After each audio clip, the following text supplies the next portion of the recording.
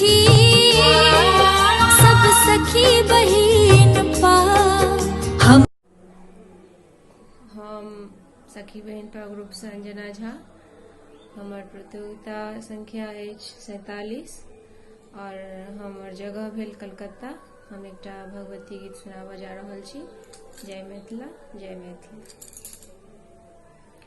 बेर बेर असुरा गरजति आबे, माहे तोहरे से करब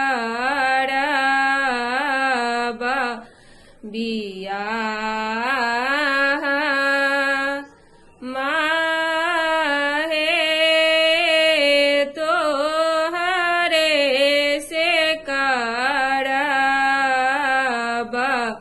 बियाह।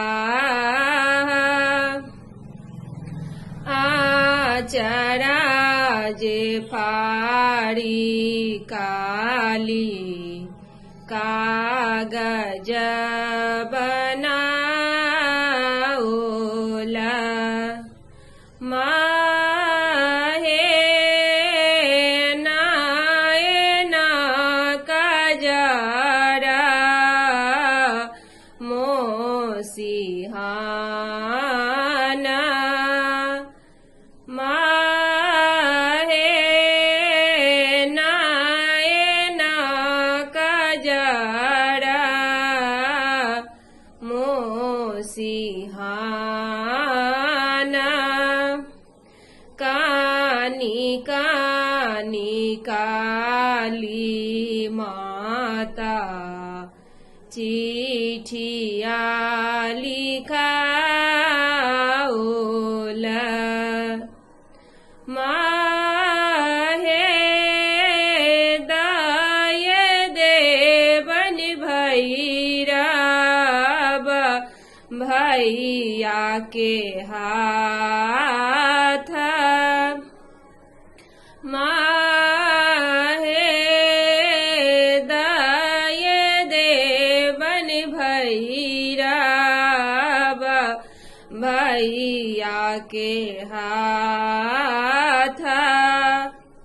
चिठिया पढ़ैते भैरव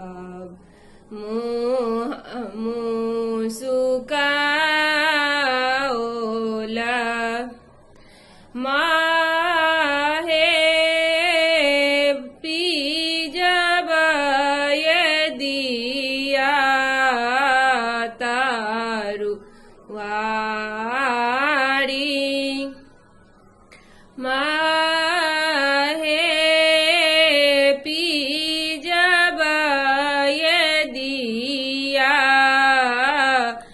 तारुवारी, तारुवारी भोंकी भोंकी असुरा के मारब, माहे बही जात रक्त के धारा, भानहि विद्यापति